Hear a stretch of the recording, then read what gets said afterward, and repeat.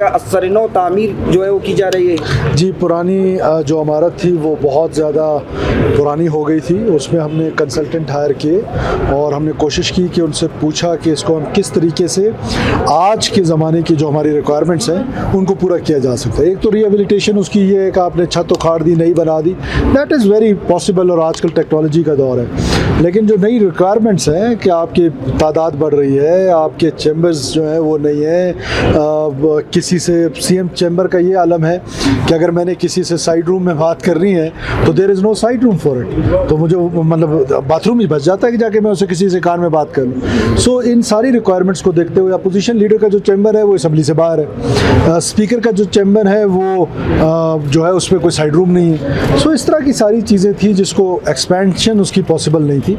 तो हमने federal government से रिक्वेस्ट की।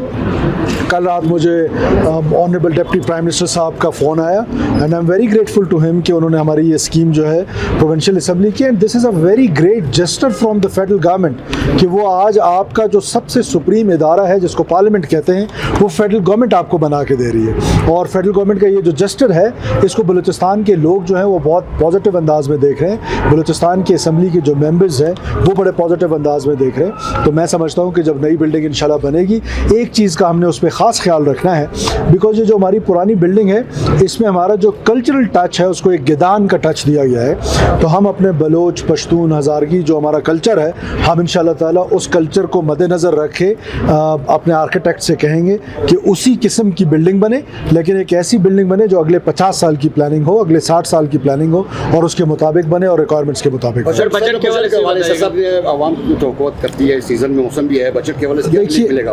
देखिए, बजट जो है, एक तो पहले मैं आपको बता दूं कि तारीख़ में बलूचिस्तान की पहली दफ़ा जो आपके अवेलेबल रिसोर्सेज थे 24-25 का जो बजट है वो एज़ वी स्पीक तो वो 92% तक पहुंच गया है। उसकी जो यूटिलाइजेशन है ये पहली दफ़ा हो रहा है। इससे पहले कभी ऐसा नहीं हुआ कि हमारे पास जो अवेलेबल रिसोर्सेज है वो भी स्पेंड नहीं होते थे। हमारी स्पेंडिंग कैपेसिटी कम थी, उस कैपेसिटी को इन्हांस किया गया है। और मैं मिनिस्टर PND को और जो बाकी मिनिस्टर्स हैं, कैबिनेट के मेंबर्स हैं, जो हमारी ब्यूरोक्रेसी है, मैं उनको बड़ा अप्रिशिएट करता हूँ कि आज अल्लाह के फजल से जो 200 अरब रुपए हैं जिससे 43% ऑफ पाकिस्तान को डेवलप नहीं किया जा सकता, लेकिन एटलीस्ट उनकी यूटिलाइजेशन तो हो जाए, वो आज पहली दफ़ा होने जा रही है। आने वाले बजट में जो हमारा बड़ा फोकस है वो लाइवलीहुड प्रोग्राम्स के लिए, वो उन प्रोग्राम्स के लिए जिसमें हम यूथ को सामने रख के हम जॉब अपॉर्चुनिटीज़ क्रिएट कर सकें। तो हमारा बड़ा फोकस जो है वो यूथ होगा आने वाले बजट में, और हमने अपने यूथ को फोकस करना है। हमने अपने प्राइवेट पार्टनर्स के साथ मिल के